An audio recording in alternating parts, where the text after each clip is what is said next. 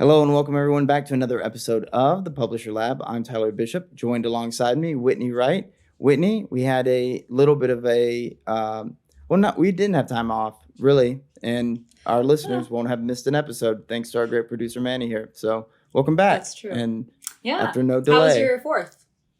It was really good. Yeah, first time I've ever seen fireworks like on the 4th of July as a part of a display in California. A lot of times I'm driving home. Haven't you lived there like night. 10 years?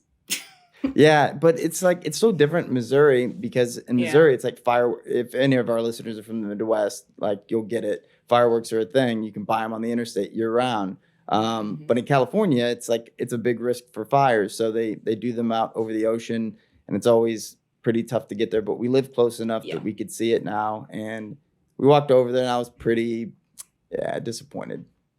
Oh, they weren't what you had hoped for? They were pretty lame, to be honest. Oh, that's a bummer.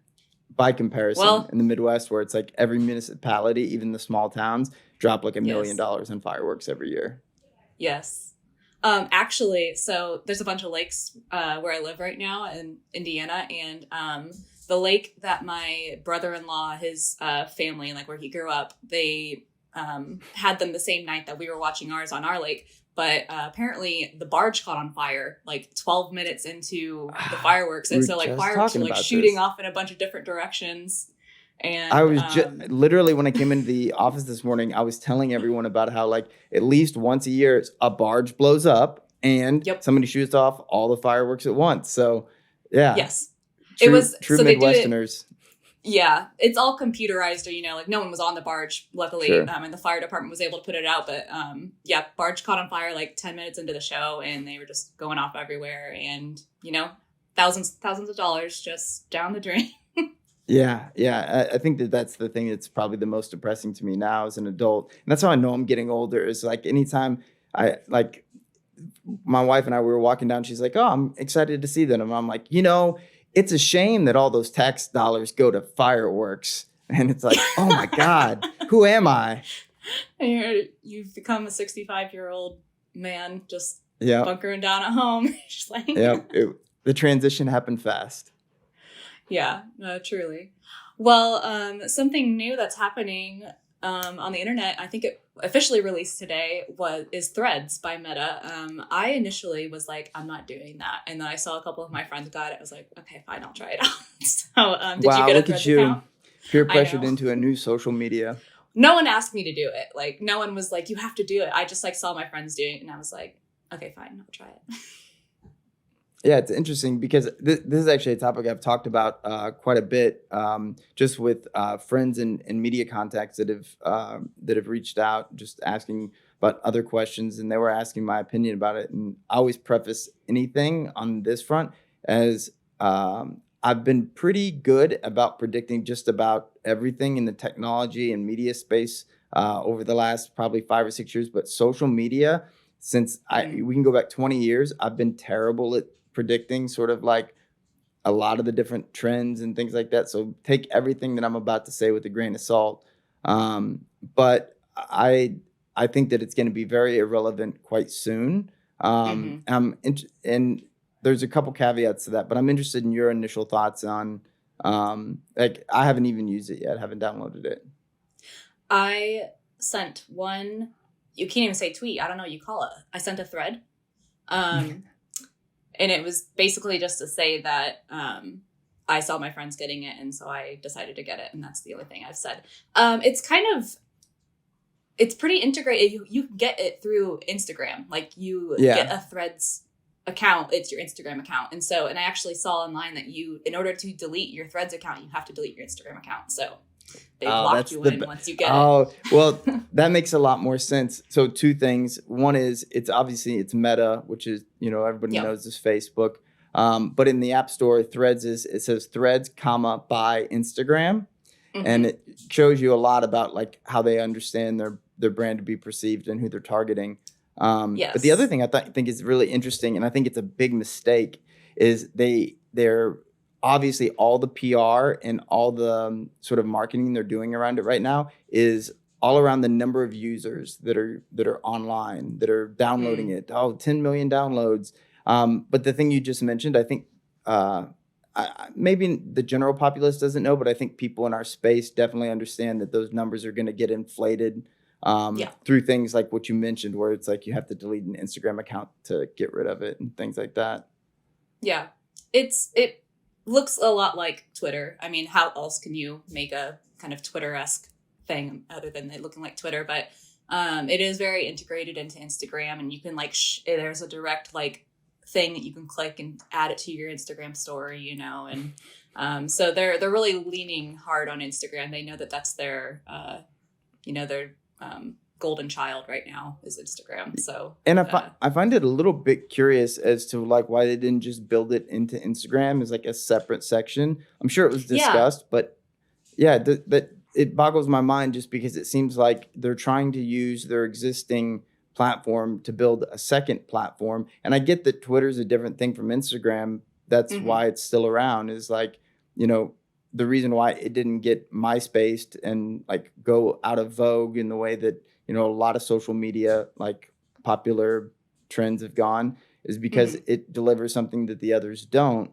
And I sort of think that that's the key here. I don't know that I think Facebook strategy is a very old one, although it appears to work on you, my good friend, where it's like, you know, my friends are all using it, everybody's using it, I better get this. But like, I'm still skeptical that, like, you know, do you believe that you'll sustain use of Threads or not?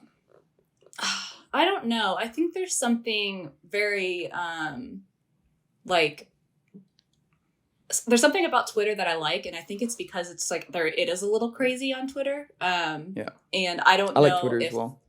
Yeah, and I don't know if Threads will have that same kind of unhinged behavior that I enjoy about Twitter, including like I'll throw out stuff on Twitter, just like random thoughts I have. No one really looks at my Twitter because I don't have very many followers, but it's not really for them, it's for me.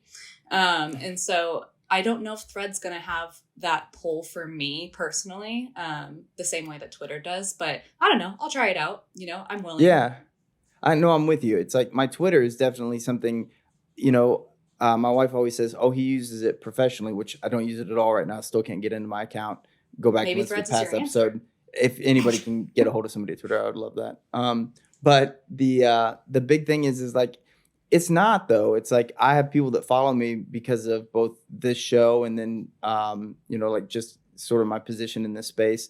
And they follow me for, you know, that kind of news, information, that sort of thing. But I also just use it to shout into the darkness sometimes, you know, like you said, where it's just like, this is just an opinion or thought I have. It's either silly or opinionated or whatever, but it's not for anybody. This is just like, why our tax dollars go to fireworks into the darkness, you know, go. That's a great tweet that you could be doing if someone at Twitter would let you back in. I know. I just, God, I had an old phone that I'm going to call T-Mobile and be like, can I get my old phone back? Because there may be a 2-factor authentication key on it that I desperately need. Oh, there's something. Well, Elon's busy getting ready for his fight with Mark Zuckerberg, so. I know. I have a lot of strong opinions about that too as a black belt in jiu-jitsu. But if only you could tweet. I know, if only. Oh my God, it's the how ironic. Well, maybe I'll have to get Threads. You might, if you want to shout into the void and you're missing that. You're missing that from your life. You might have to get Threads. Well, today we are talking about AI a little bit, and then there is a Google thing again. I'm not picking on Google. I don't make the news. I just report it. So, you know, just something came up with privacy in Google. So, with Sweden. So we're going to get into that. I know it's a part of GDPR. GDPR.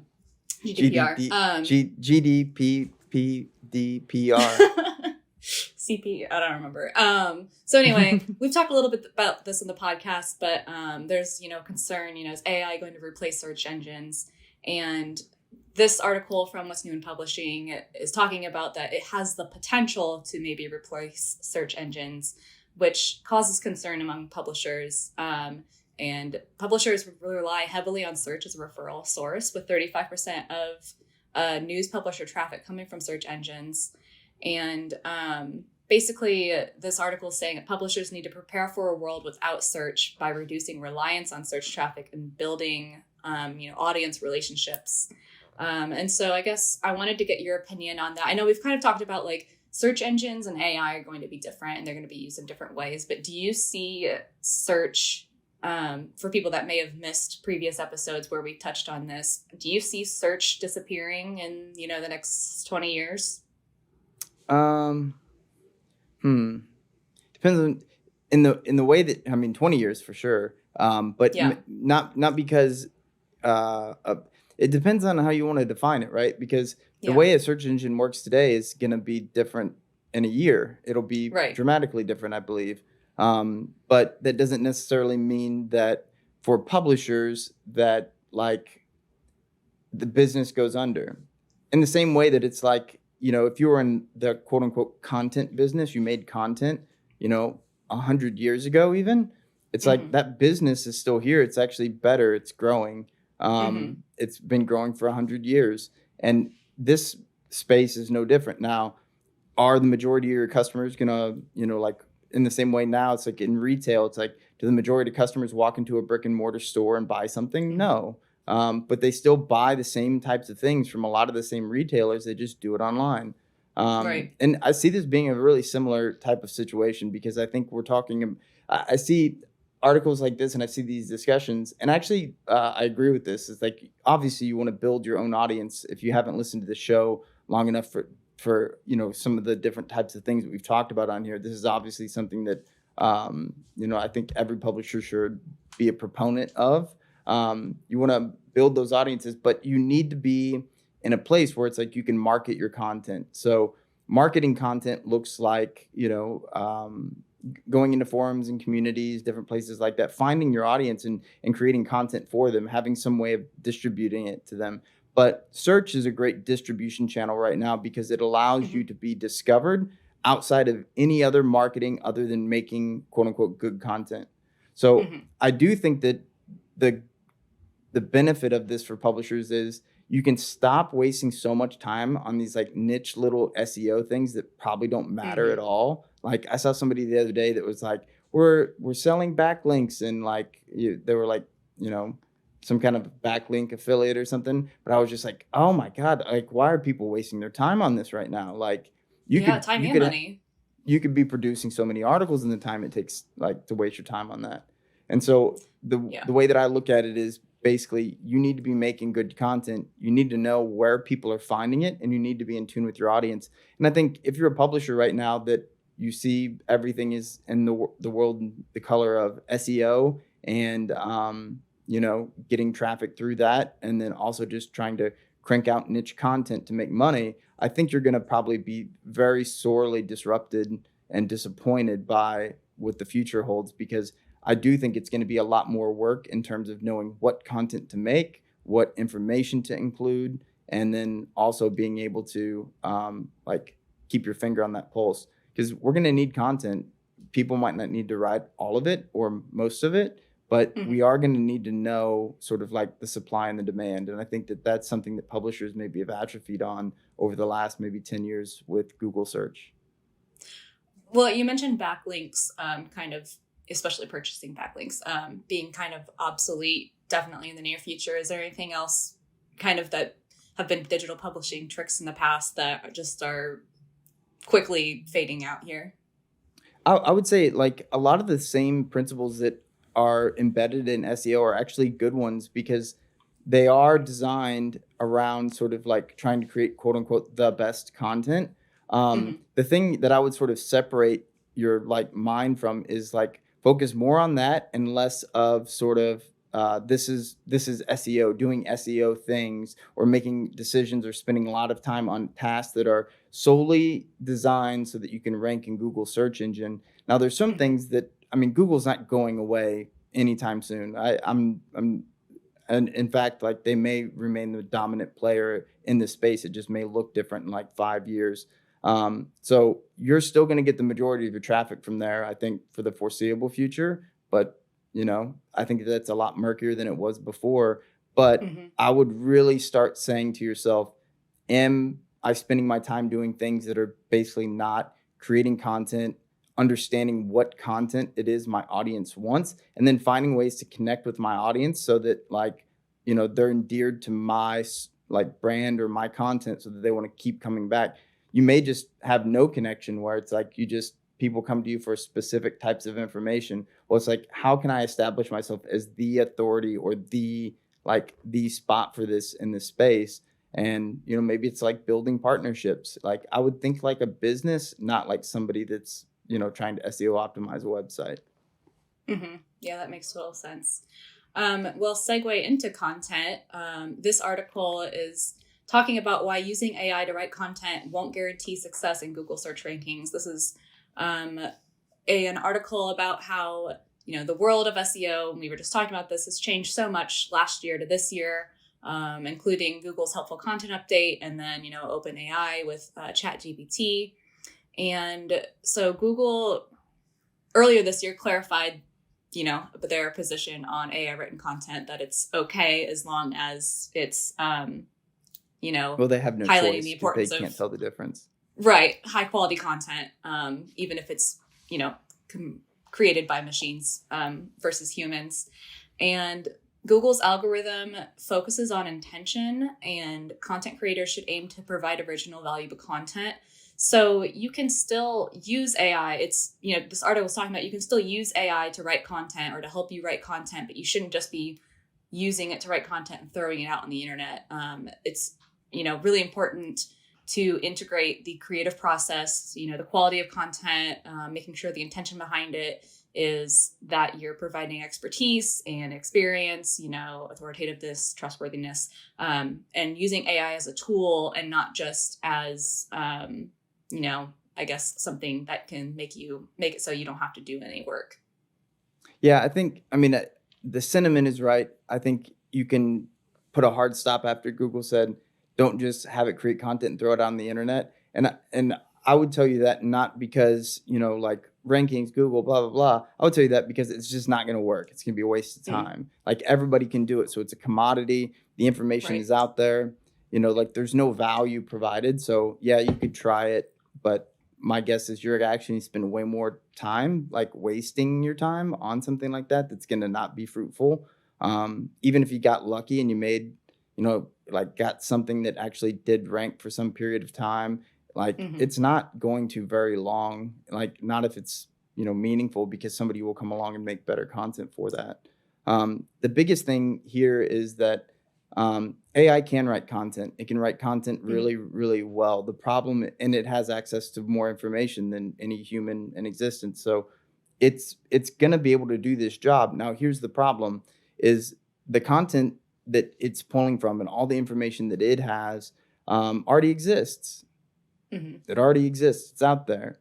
And if you extrapolate, this sort of like thinking around, all right, so is AI going to write all content on the internet?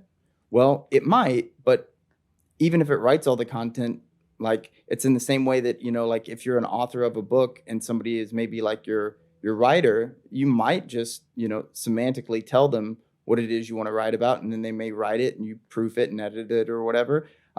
It doesn't mean that like your job has been taken by the writer. No, like they're transcribing your knowledge into content. And I think that's one of the things that as a publisher is really exciting to me. Is I look at basically, when I create content, do I enjoy writing, actually typing it all out? Sometimes it might just be a little bit relaxing to type something, but that's like if it's, something that I'm really interested in, I want to get my exact point across. Sometimes if I'm just writing content, I want to get the information out there, and the time that I have to take to actually type it is not the best. I've been practicing with like doing dictation to ChatGPT and having it write articles. It's really good at that. But the value that I could provide somebody that wants to read my content is the information that I have that nobody else does, or my ability to organize this content and then have something else create it for me. To me, as a publisher, I would worry very little about whether or not AI is writing your content. To me, it's like, should you be using a CMS, or do you want to write all of your articles inside of Microsoft Word and then format them as HTML and blah, blah, blah. It's like, no, you'd much rather just chuck them into something that, spits it back out onto a page so it's more efficient. I'd rather do that with AI as a tool as well. So I think every publisher should probably be using it right now. That said, you should be using it to help you, not necessarily take away. It can't do the job that you need to do, the creative process, the information. Mm-hmm.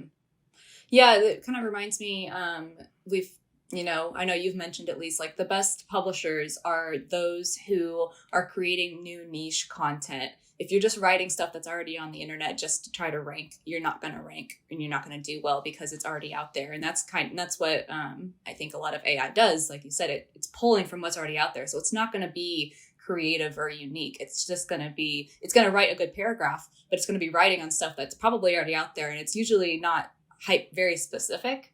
And obviously not from experience. And so I think the publishers that I've seen had the most success on stuff like that are really the passionate ones, like the ones that don't actually know anything, and they'll say that they're accidentally successful, but it's because they're just passionate about a topic and they start writing about it. And the reason why it becomes popular is because they're writing the content that didn't exist. So like they're a member of the jiu-jitsu community, and they have like a strong opinion about Zuckerberg versus Musk. And they break down why it is that if Elon Musk has never trained before a day in his life, Mark Zuckerberg having trained for a couple years, it's like he's not going to close that gap. There's no way Zuckerberg is going to have way better jiu-jitsu.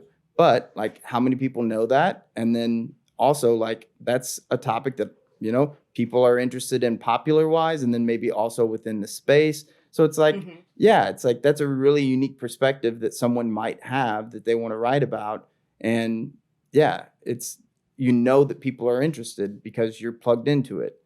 But without that sort of like perspective, like anybody could just write that article, but they would all be the same, except for the one written by the person with the unique knowledge and perspective. So you're saying that generative AI is not passionate about anything? I don't know. If you could ask it and find out. I do know that whenever I ask it questions like that, it doesn't give me the answers that I want. But if I ask DALL-E to tell me what it fears the most, I always get pictures of children, which I find so strange. That's weird. I don't like that. Yeah. Always children crying. Okay. Well, maybe I have. It does it every time.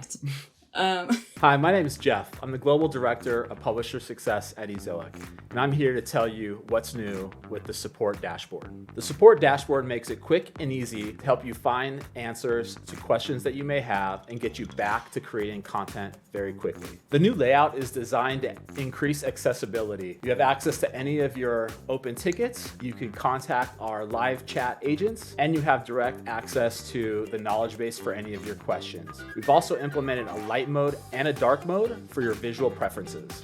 Additionally, you'll be able to register for any of our upcoming webinars right from your dashboard. You'll be able to view any past webinars, the latest news and releases, and access to our blog, all without needing to be logged in. If you still didn't find what you're looking for, you can suggest an article, review our development docs, or submit feedback. Be sure to check out the new support dashboard by using the link in the description. Well, our last topic is that the Swedish Authority for Privacy Protection finds Google Analytics in violation of GDPR. So I think it's just IMY. I don't think it's like ME, but I'm going to say IMY. They have warned against using Google Analytics due to surveillance risks posed by the U.S. government. And they found that GA is violating GDPR by transferring data to the U.S. where privacy laws are weaker and intelligence agencies can access the information. They have investigated 4 different Swedish companies and either fined them or told them to stop using Google Analytics. Currently, the EU and US policymakers are working on a new data transfer pack to replace the invalidated privacy shield, which I had never heard of before. But these changes may be needed for analytics and ad models that rely freely, moving on personal data. And Google had said, this is a direct quote from them, "People want the websites they visit to be well-designed, easy to use, and respectful of their privacy. Google Analytics helps publishers understand how well their sites and apps are working for their visitors, but not by identifying individuals or tracking them across the web. These organizations, not Google, control what data is collected with these tools and how it is used." Yeah, I mean, it's true. In the same way, the gun manufacturers aren't responsible for, like what somebody would do with a gun. I get that argument. Yes. And Google's not wrong necessarily here, but it's, like we could pick this example, But Google's a lot guiltier actually than the gun manufacturers in this case, because the way that their tools all integrate with each other in the Google suite.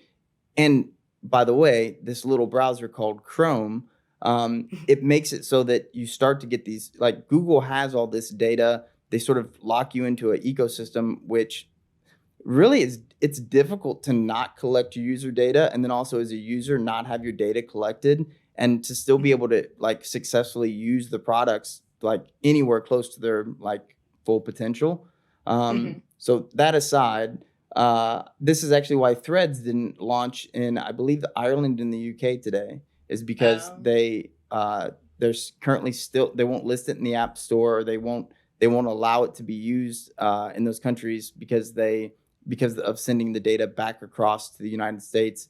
And it's this exact law. It's interesting. I just read about it last night. But the biggest thing that I look at with this is, I think we've talked about this before, but you know, when you see laws like this, especially ones that just work really clunky, like this, it's very hard to regulate this space without any knowledge. And the EU specifically has kind of hopped into some of these things haphazardly, GDPR included. But that just tells you that they're not actually interested in regulating it or preventing it, because it is preventable to some degree. You could be really draconian if you wanted to, if you saw it as a huge problem. The biggest thing here is it's collecting tax dollars, especially the EU, where you have these American-based tech companies, and you know, like they're not necessarily paying the same, you know, like windfall in terms of like state revenue that they are here in the States. It allows you to sort of like kind of get some of that back, and that's why you see all these things resulting in fines and no real true like selling of assets across, and you know, breaking up companies and products and things like that, because they're not dictating. Like Google will not have, like Google Analytics cannot be, you know, like something that's on a website unless a user consents or something like that. There won't be anything like that. It'll be a fine. Yeah, I just privacy, like you said, is so hard because it varies, you know, country to country, or like, you know, the EU versus the United States, and like I and what was saying, is it? I'm not like, what is it? What's what? What's privacy? Oh, who knows?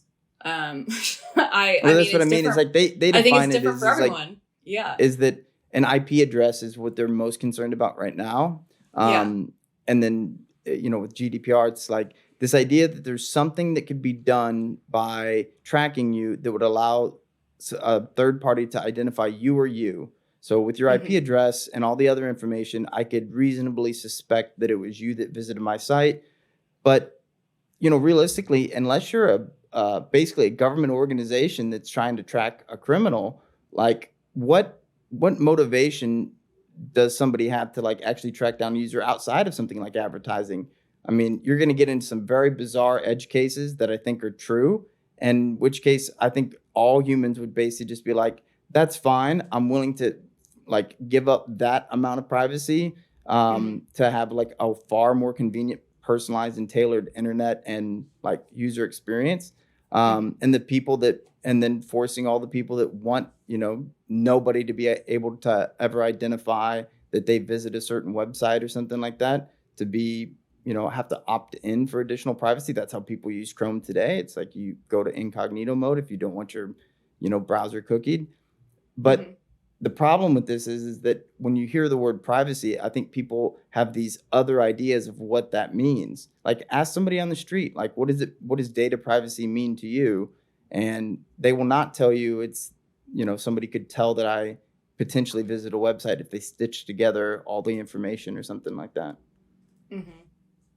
So like I kind of mentioned initially at the beginning of the podcast, it seems like Google is just under fire lately.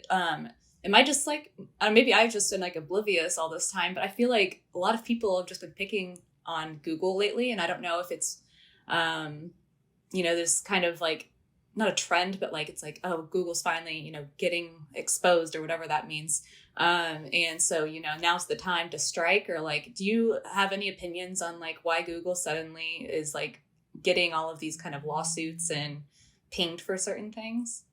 Well, I think some of it's been like some of this stuff is new, but most of the things, they've just been the wheels of justice turned slowly. So like a lot of these things are cases that were brought, a year or two ago. And they're finally starting, like there's momentum building and whatnot. Yeah. It's just all coming to a head at one time, I feel like. And I think I feel like there's a new thing. I feel like a lot of these are because they are sort of like they are interrelated, and I do think that some of these things may have to be ruled on by something like the Supreme Court or some of these like various courts across the country that are favorable to different parties, and it makes it to where it sort of like they have to combine these cases. They sort of have to negotiate with themselves around like which are we going to combine these cases? This ruling is going to depend partially on what's ruled in this case. So you are starting to get these things stacked up because now sort of the dominoes are starting to fall. It just so happens it happens at a time that, everything in the web is changing. And so you're also looking closely at like, how does the system work today? And I think, to be honest, I think that there's a lot of people that are, trying to break into, this industry with the thoughts of like there's disruption happening, there's opportunity, but then you're looking at it and you're going, whoa, wait, how does this work today? Like this doesn't seem right. So I do think it's a lot of new eyes on an industry that's very old and cynical. That makes sense. Well, anything else you've seen in the news or anything else you wanted to comment on? No, I think we touched on just about everything. These are all the you do such a good job like breaking down all the different topics that have occurred over the last week, because these were all the things that I was thinking of kind of top of mind. I would say this, the space is changing a lot. And I think that for our audience specifically, my advice would be that balance is really key. Your business is not gone today. It's not gone tomorrow. It's changing and we don't know how fast or even what's going to change. So you need to keep your business operations going especially if you've been growing and have success. That said, you need to be adding new tools. And I would say now is the time to be experimenting and also setting aside time to be able to sort of innovate. Like what are new ideas? What are things that, maybe are trends that are coming up? You can waste some time on that stuff. I would encourage you waste that time, but but keep your mind flexible around what you could imagine would happen, or don't extrapolate out too far on sort of like how you imagine things could happen, because even if you're right, you can be wrong sometimes. And I think that that's probably the key thing that I've been talking to at least our customers about here recently. I've been doing a lot of calls, and especially the larger ones. And it's very interesting sort of, just all over the map in terms of concern, worry, confidence. So I guess our audience is probably in the same boat. Yeah, exactly. What shoes do you have on today for our listeners? Oh, these are Air Max 90s. Nice. If you can see, yeah. Very cool. We had someone on YouTube comment that they enjoyed your shoes. So I know, and now you know what? I told my wife it's a great excuse for me to have to like just get a new pair every time we do a podcast. Once a week. There you go. Oh darn! I have to buy more shoes. Yeah. Well, this, you can find us on YouTube. We have this as a YouTube podcast. You can find us on Spotify, Apple Podcasts, wherever you find podcasts. We're on publisherlab.org. If you would like to leave us, something that you want us to talk about or a comment, we have a place on the publisherlab.org that you can do that, or you can leave us a YouTube comment. We check that frequently. And it's been a good episode. This has been another episode of the Publisher Lab.